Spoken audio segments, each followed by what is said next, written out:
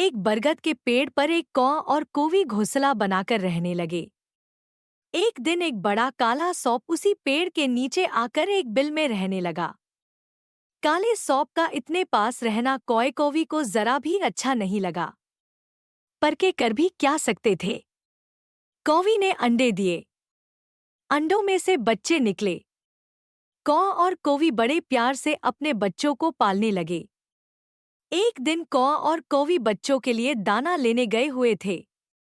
काला सौंप पेड़ पर चढ़ गया। उसने कौए के बच्चों को खा लिया। कौए और कौवी ने लौटकर देखा तो घोंसले में बच्चे नहीं थे। यह देखकर वे बहुत हैरान हुए। उन्होंने सारे जानवरों और चिड़ियों से पूछा, लेकिन कोई नहीं बता सका कि बच्चे कहाँ गए। दोनों खूब रोए। फिर दोनों ने तय किया कि अगली बार बचवा हानि।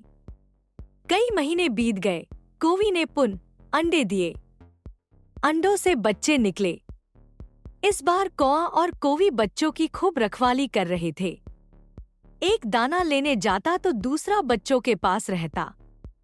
एक दिन कौवी ने देखा कि वह काला सांप धीरे धीरे रेंगता हुआ पेड़ पर चढ़ रहा है। वह सांप को भगाने के लिए जोर जोर से कौव कौव करने लगी, लेकिन सांप नहीं रुका। वह पेड़ पर चढ़ गया और कौए के बच्चों को मारकर खा गया। कौवी बहुत रोई। उसका रोना सुनकर बहुत से कौए वहां आ पहुंचे। सबने मिलकर सांप पर हमला करना चाहा, पर सांप भाग गया। शाम को कौआ लौटा।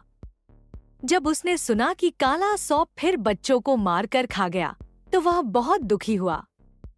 कौवी ने कौए से कहा, हम इस पेड़ को छोड़कर कहीं और रहेंगे। इस काले सांप के पड़ोस में रहना ठीक नहीं। कौए ने कहा, अपने घर को छोड़ते हुए मुझे बहुत बुरा लगेगा। कौवी बोली, वह तो ठीक है, पर इस दुष्ट सौंप से हमें कौन बचाएगा? कौए ने कहा, हम सांप को भगाने या मारने की कोई न कोई तरकीब सोच निकालेंगे।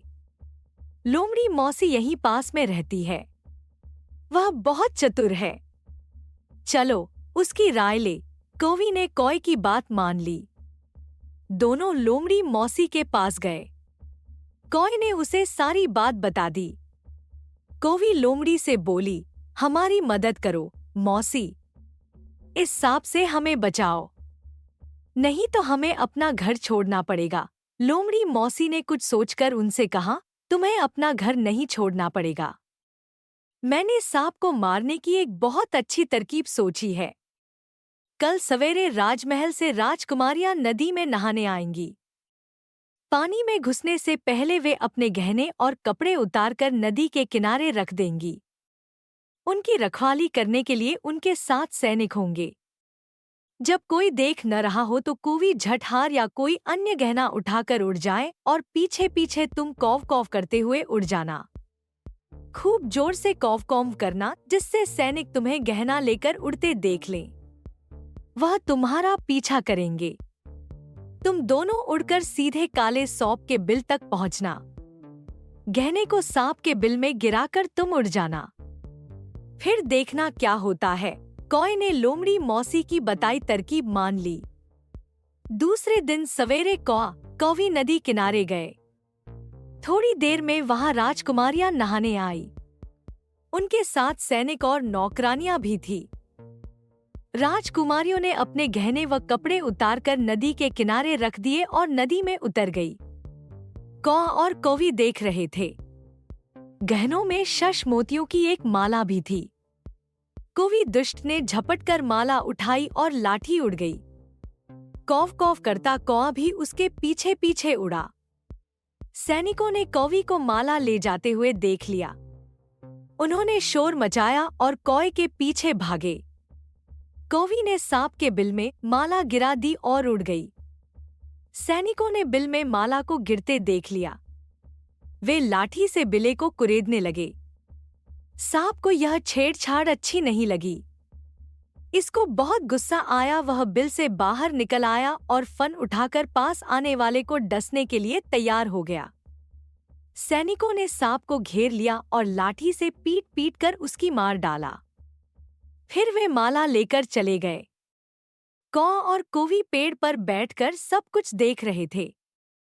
उन्होंने देखा कि उनका दुश्मन काला सांप मार डाला गया तो उन्होंने चैन की सांस ली। कौ और कौवी अपने घोंसले में सुख से रहने लगे। दोस्तों, अगर आपको हमारी कहानी पसंद आई हो तो इस वीडियो को लाइक करना मत भूलना। और हाँ, हमारे चैनल स्टोरी वर्ल्ड को सब्सक्राइब करें ताकि आप नई नई मज़ेदार और प्रेरणादायक कहानियाँ सबसे पहले देख सकें। बेल आइकन दबाना मत भूलना ताकि आपको हमारी हर नई कहानी का नोटिफिकेशन मिल जाए। तो चलो, मिलते हैं अगली कहानी में। धन्यवाद।